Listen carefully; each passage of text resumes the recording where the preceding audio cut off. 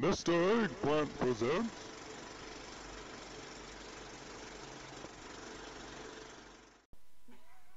Hey guys, Tyler here. Thanks for checking out my video. And in this video, we are going to go through some more Mythic Plus dungeons for Season 1 for BFA, which is actually almost over here.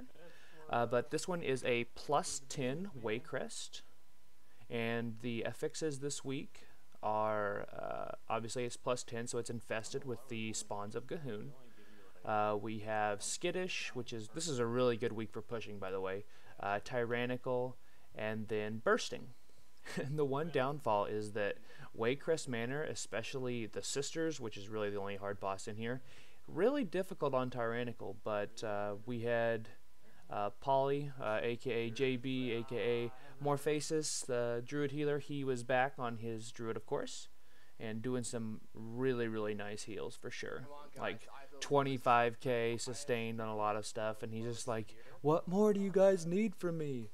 But as you guys can see, I'm continuing to play my Hunter. I am going to dabble into maybe doing some of them as Beast Mastery, because there are some places like Temple of Sethralus that is just really hard for a Marksman Hunter. So I'm going to tinker with doing some different specs. I know that you guys predominantly check out my stuff for Marksman, and I don't want you guys to think that I'm moving away from Marksman. But for some places, much like Temporal Sethralus, which is the one thing I'm really thinking of, I may move to see if Beast Mastery would be a little bit more efficient for high Mythic Plus keys. So our group comp wise, we have a Paladin tank, as you guys can see by the Consecrate on the ground. Got a Marksman Hunter DPS. We have, I believe he is Unholy, the DK. It's our Canadian buddy, so I'm always glad to run with him from our normal runs. JB, of course, is on his Druid, and then we got a random Rogue, which we found out rogues are, we already knew that rogues are really strong, but you know, rogues were really good, and we wouldn't have timed this had we not been able to skip a key set of trash because of the rogue. But as you guys will see, I was having some frame rate issues with this dungeon for whatever reason. I have a fairly strong computer, and for whatever reason, as of late, even in my live streams, I've been kind of challenged with some poor quality video. So I do apologize for that, guys, and I hope to get that figured out in the new year for sure. So Waycrest is one of my least. It's one of my favorite dungeons, but one of my least favorite to do, if that makes any sense at all. I love the concept. I love the aesthetic of the dungeon, but doing it's a lot harder, especially if you pull too many packs, that sort of thing, which is very easy to do in here. And the fact that it changes is really cool to me. The timing of it seems shorter now. And also, just so you guys know, the build I'm running with is the exact same build that I run with in my raid guide. So if you guys want to check that out, I will put that in the link to the description. Unfortunately, though, I am running the Steady Aim build. This will be the last week that Steady Aim will be viable. So I think I will be putting out like a small PvP video just to say that I did do it while this was still active. I am going to miss the opportunity to be able to continue to do Steady Aim, but I look forward to the changes that Blizzard is implementing in 8.1, which, as the recording of this video, this was, I believe, on the 6th. It's the 8th as I'm recording the voiceover. We will be, what, 3 days away, basically. So I'm really excited, and I will have a new video out for that once I start tinkering around and finish what I think will be a pretty decent build for the new raid, which, by the way, will be coming out January 22nd, if you guys have not seen that news yet. No, yeah, they'll definitely be reigning supreme for sure. And as you can hear them just talking about what they think is going to be better for the next tier.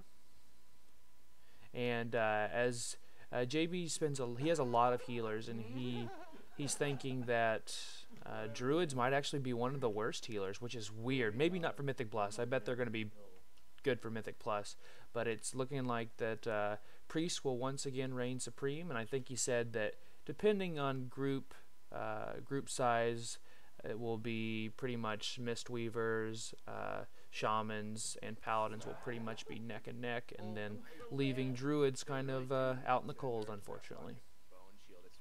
But that's just one person's opinion, of course, and I'm not a healer player to really know for sure, but he spends a large amount of time. And like I said, he's got like 4 healers that he's working on. He's got a priest, he's got his paladin, a druid, and he has a shaman, but I don't think he's been on it yet this this tier, or this expansion, really. I don't even think it's leveled.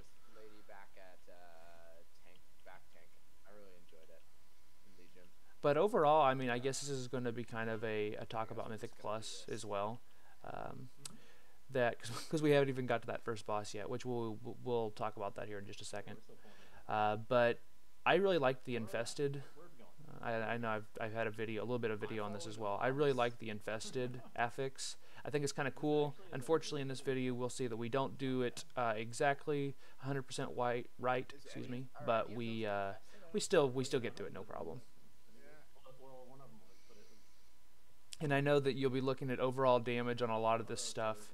I don't have as good of AoE damage. However, I will be spending a large amount of time using Misdirect, which is really nice to have a hunter in the group during skittish weeks.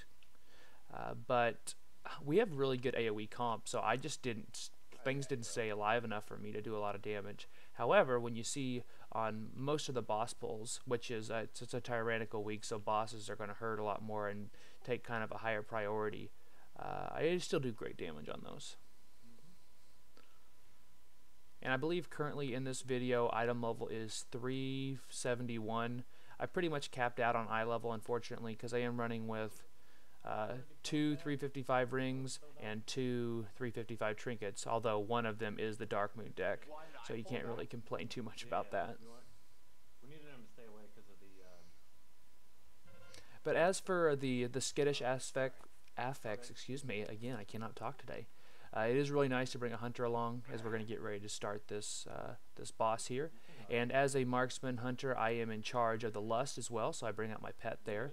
It's also really nice because it gives you that 10% leech, which marksman hunter does good burst damage, so that's kind of like burst healing that you can kind of control. So as long as you continue to dish out the damage, you continue to dish out the kind of pocket heal, so to speak. So on this boss, I tend to just strafe with my Q and E buttons around. Unfortunately, I just get hit by that tenderize like a moron.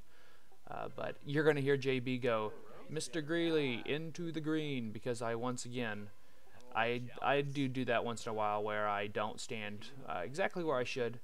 Normally I get away with it, but it's just good in Mythic Plus to make sure and always stand in that healing rain or that efflorescence. So this one's pretty easy. We just need to continue to kill the servants. Don't let the servants get to the gluttonous man there, or pig, I guess. But I should have been running with Binding Shot. I am not, however. This was kind of an impromptu Mythic Plus, so I don't normally bother with changing my talents. I had been running with a couple of talents that I was doing dungeons with, and I kind of get into that trouble a little bit there by not making sure I have the correct talents, but we do just fine. And you want to make sure and remove all the oozlings there as you continue to do damage on the pigman there.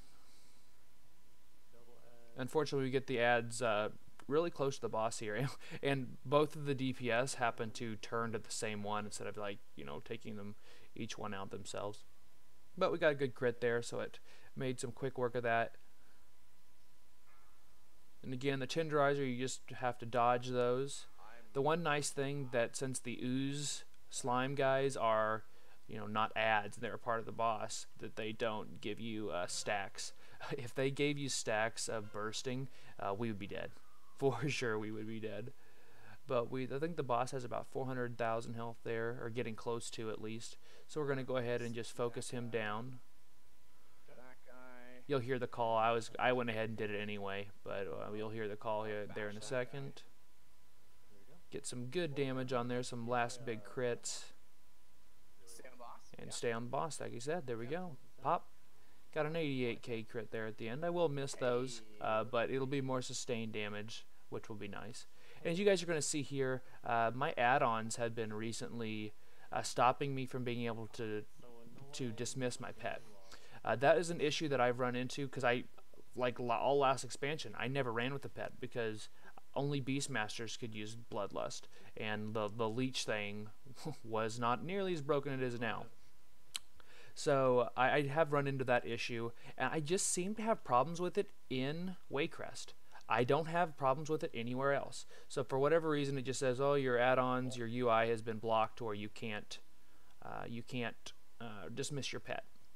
So the one way around that is you'll see me do it here after the sisters fight, considering we do need a lust for the sisters, is that you just have to reset your UI, and then it usually works, and it'll fix itself. I'm over here, just having a... And if you are a marksman hunter doing this as well, I try to, if there's going to be an uproot, I try to stand away from the group, especially if we have a majority of melee, which we do. The tank, including 2 melee DPS, and a druid that's going to be very close. I try to bring those uproots out. So we're just going to move into here to the courtyard, to the second boss. It's really nice that you can go, we had a bit of trash there, we wouldn't have any boss, and now all of a sudden, bam, we got like a boss back to back almost, which is really nice. So get rid of these thorn shapers. Want to make sure and interrupt the infected thorn, just makes life easier for everybody. And we can continue to move that, or use our rotation there, if you really want to call it that.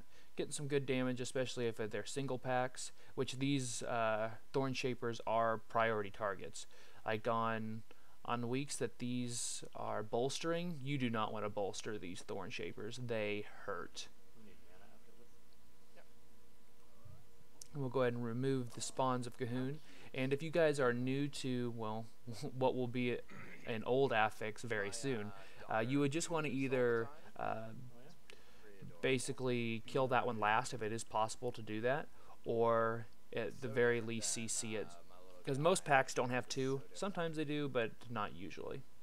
So this is kind of like a mini boss, so to speak, the matron here, and you just have to dodge the stuff on the ground. The Splinter Spike, I always just strafe back from one side to the next. Really easy to continue to DPS, like we normally would. So we'll get her out of here. And looked up the eye levels for the rest of the group.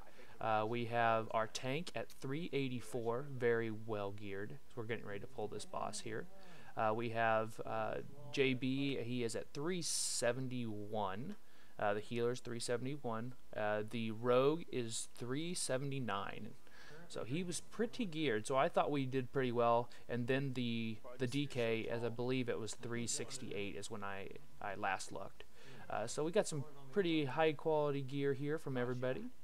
And on this boss in particular, the main thing, obviously other than to DPS down the boss itself, is to get people out of the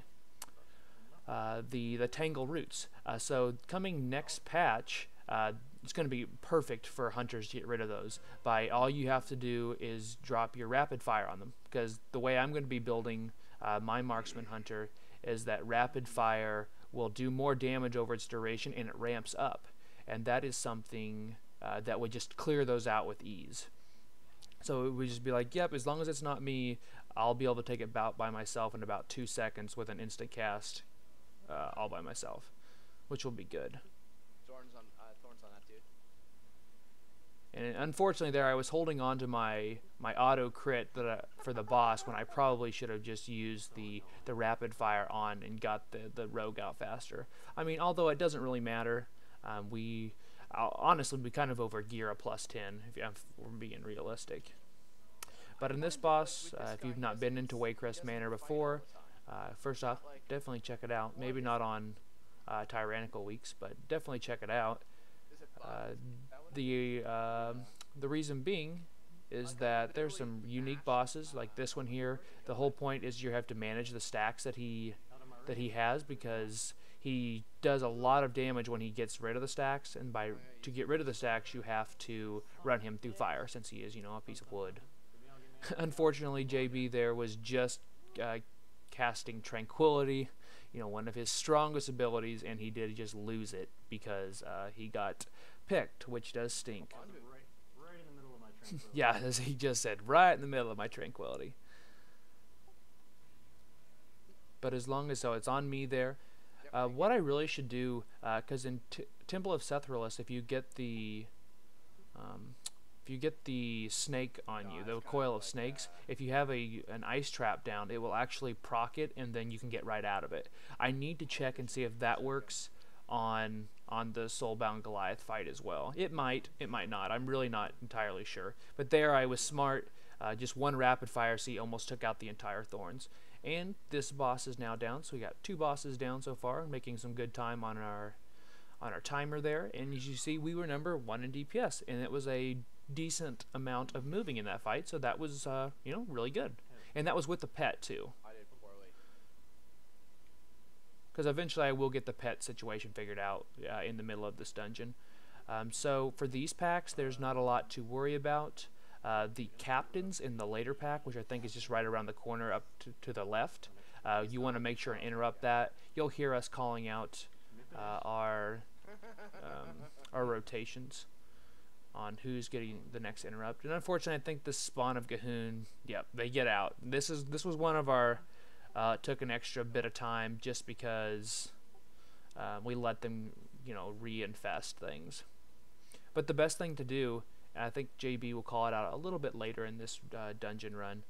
Just kill them at the same time, like the ads, and then the spawns of Cahoon just kind of like hang out, and they're just never going to infest anybody else.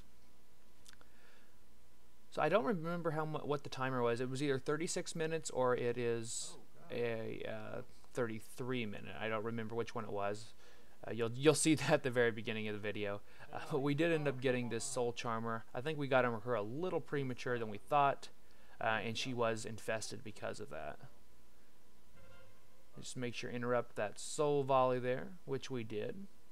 And it looks like the rogue actually got it ahead of me. That happens sometimes. Because we have 3 people in the group, including myself and Voice, and then the other 2 are complete pugs. So we'll get rid of the spawns of Cahoon here, which the next affix for 8.1 for Season 2 will be something to do with Bwansamdi, so that's going to be exciting. And as I was saying just a few minutes ago, the captain that needs to be interrupted, because they have this thing called Spiritual Defense, I believe. That is something that you need to interrupt. You'll hear us calling that out, and that's pretty much Spirited Defense. There we go. That's pretty much the only really problem thing in most of the rest of the trash in this dungeon. So as you can see, our percent, we're doing all right. We just want to make sure and be, I think it's either 81, 82, or 84. I honestly don't remember. Before going downstairs, we make that, so then we'll go ahead and just invis and creep around some of the extra trash that we don't need to pull. Which, like I said, spoiler alert, we do go ahead and time this one, which is actually, believe it or not, my first timed plus 10 or better this expansion. I've got a lot of them that were really close, but we run with my guild, and I don't want to say that my guild can't do them, because they can. We just don't usually make the time.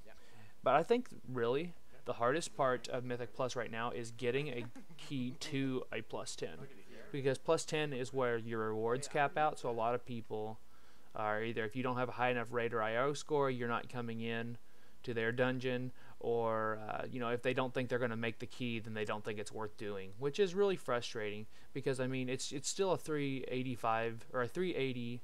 Is it 385? I don't remember. I know the Mythic Plus item, if it's a Azurite piece, sorry, the word escaped me, that would be a 385. It's either 380 or 385. Don't quote me on that. I know it's one of them though. But I mean, it's just free. It's free gear at this point. And since, like I said, this is December the 6th, as you can see up there in the corner, we have like 6.5 weeks before the next raid drops on January 22nd. So there's no reason, like if you're, doing Mythic Plus or anything like that, to be able to, push your item level up. And I guess I never thought about that. I don't know if the next affix is coming out in 8.1. Which will be here this next Tuesday, or if it's going to be coming out with the raid. I guess I probably should have done some more research into that. So if you guys have got to this point in the video, I appreciate you watching. But I will put that in the, not the description, but I'll put it in a comment as well. So I'm trying there to get rid of my pet, which I can't do just yet, since it still said it was blocking. And the sad thing is, you guys are going to see me face pull the sisters here, complete by accident. You'll see my pet run ahead of me, and the rest is history, I suppose. It's the one downfall to running with a pet and not being used to running with a pet, is that sometimes the AI that they choose, they'll like run in front of you and things like that. So make sure and don't get hit by the green blast. After killing that, kill the spawns of Cahoon. We'll clear the other side of the room, and then we'll get started. So I'm always extra careful when I'm running around with a pet. See, because the pet goes on the right side of me instead of being behind me. So I always am afraid that it's going to pull. It seems sad. And as we're talking about how they pick which, I about said which Pokemon, but which NPCs are infested. So a certain dungeon, as many times as you run it, will be the same. They'll be in the same spot for that week. So like if we go in and do a Waycrest again, which you're going to see me pull here in a second. See, my pet walked forward and pulled the boss, which was really frustrating. But the sisters are pretty cut and paste here, cut and dry. So you just don't want to kill yourself. This one, the first one is going to pick somebody, you get them out of the CC, then you're good. The Milady, you have to constantly move when she has the orb, because they take 99% less damage when they don't have that orb above their head. And then the sister Briar, you just want to make sure and don't kill yourself, because she reflects damage. But as I was always saying, so if you go in and do another Waycrest that's 10 plus, all the same mobs will be infested. They just won't, just like next week, the infested will change. That sort of thing. That's what I meant by that. So we're just continue to push through here, and they are tyrannical, so they do have a 40% more health than they normally do, but we just want to spread out there, make sure I come back to the efflorescence. And now we're on Sister Briar, which you just want to make sure and you know, don't kill yourself, because she does send that damage back for every attack. The one nice thing for us though is that we don't attack really often, so I don't think we have nearly as much trouble as some other classes would. So then it's going to go back to the original sister, and as you guys can see, their health bar, if you're unfamiliar with the dungeon, you don't want it to fill up, because she does do this like supernova death to your face ability, which we get close on this sister. She is the one that usually lasts the longest, just because people have to turn for whoever she MCs. There, and I was on the wrong one, unfortunately. My tab targeting isn't the greatest sometimes for whatever reason, but I think that's everybody. So she's getting ready to shoot her big ability here, but we get through that, take her down, and I picked the wrong one, of course. Oh, excuse me, they picked the wrong one, so then I switched, which I knew better. So I just kind of find a place over here away from everybody else, give them plenty of space since I am the only ranged DPS. And we just need to continually move, because you gain a stack of that debuff there, as you can see, the ghost hand looking thing, and it just does more damage the longer you stay in a place. So I just make sure I always have just one stack, and it also allows me the circle, the purple circle there, to not hit anybody else with that. Then we'll just take down Sister Briar, and we will continue on in the dungeon. Nice. So for a face pull, I thought we did pretty well. I won't complain. So here's where I get my idea, to just go ahead and reload that, because the rogue had been talking about wanting to go invis for some part of it. So I made sure and tried it again, and sure enough, the dismissed pet worked just fine. So now we can continue on and not worry about my pet pulling, because once in a while the pets won't go invis, or like if you're a mage with your water elemental, they won't go invis, which is a problem. Did you just blow yours? Yeah, and I just used my interrupt there, so as you can hear us communicating to have somebody else get the next spirited defense. And I thought overall this the path to the bosses or through the dungeon, because like I said, it changes every week, was actually pretty nice. I thought it was pretty streamlined. Some weeks it can be kind of bad, but this one was pretty easy. And as you can see there, if I have my rapid fire actually be proc to always crit, you will take out one of these spawns of Cahoon easy. So like I said, unfortunately we won't have to worry about killing little spawns of Cahoon in the next tier when some of the other traits come out. But and I was also used to staying up here on the not coming down. So this is where we're going to go and viz. Are we going to? Yes, let's do it. Do we have the oh, they said yes. But you know, the rapid fire will do a lot more damage, and it'll be more of an integral part of playing Marksman Hunter. So we have plenty of percent, so we have actually a couple extra percent to get down here. And we'll just continue our way to Lady Waycrest, and then finally the final boss.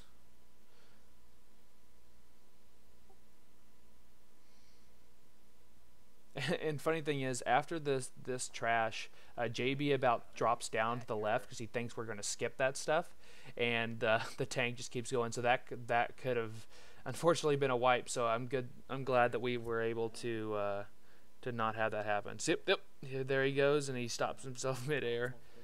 And then JB kind of questions this in the video, but he doesn't know why they didn't pull like the sisters and this rest of the trash to our left that you can't see right now, just together to get rid of it.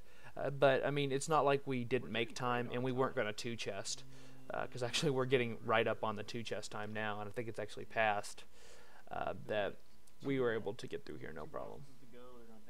Now if we didn't make the time or something, that would have been frustrating, but we did, so all is good. And then this next coming fight is a very interesting fight, where Lady Waycrest and Lord Waycrest share health. So she stands off in the back and hangs out, as every time you about kill him, he takes health chunk out of her to refresh his health. Which for a Marksman Hunter is actually a really good mechanic, because you're getting a lot of below 20%, above 80% instances, especially on Lady Waycrest when she comes over, because she has a huge amount of health, but since you know she's been losing her health to feed her husband, that she's already going to be like below 20%, and so all your stuff is having a good chance of do that 100% bonus damage.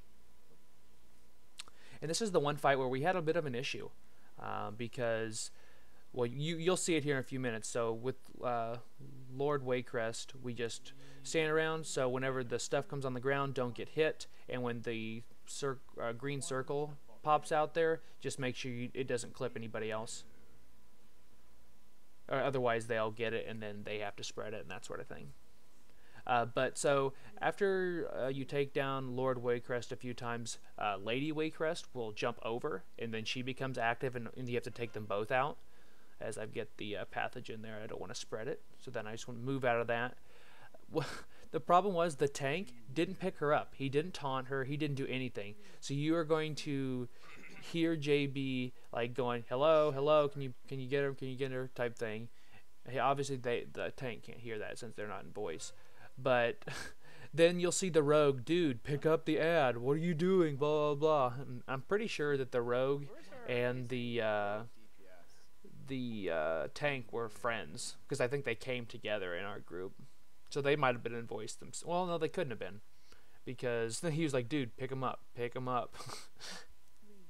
I even think I give him a misdirect. If I don't remember, I think I did. If I didn't, I should have. Stupid hunters, not doing it right and such. Alright, so now Lady Waycrest is active, and you want to make sure and take out Lord Waycrest, then finish her off. And as you can see here, which I did give them a misdirect, the tank, so JB is running around for his life, tanking Lady Waycrest while healing us up and keeping himself up. Like he's still tanking her. So I actually turned to her trying to, "Yo, pick up the mob, what are you doing?" I was actually trying to, he still has her, which is really sad. I was actually trying to rip aggro off of him, but I couldn't end up doing that either. mana. Well, there went all my mana. That's what it's like with our raid team. Sometimes we have some really good healers, and even them, they'll just be like, "Well, I'm almost out of mana. I don't know what to do." Well, So you're moving along through here. Lady Waycrest is almost down. And as I actually was the top DPS in this one, which is really nice, primarily because there's so much time that we can be in the 20-80 range, or 80-20 range, I guess. So we're all supposed to stand on the tank, which the tank actually fell down, didn't mean to.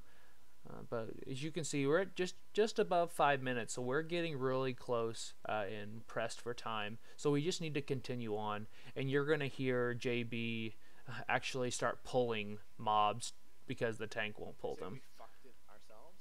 Is that what you're saying? No. And so with these gloom whores, they just jump to the farthest thing. So if everybody is stacked up, you don't really notice the jumps. All right, let's go.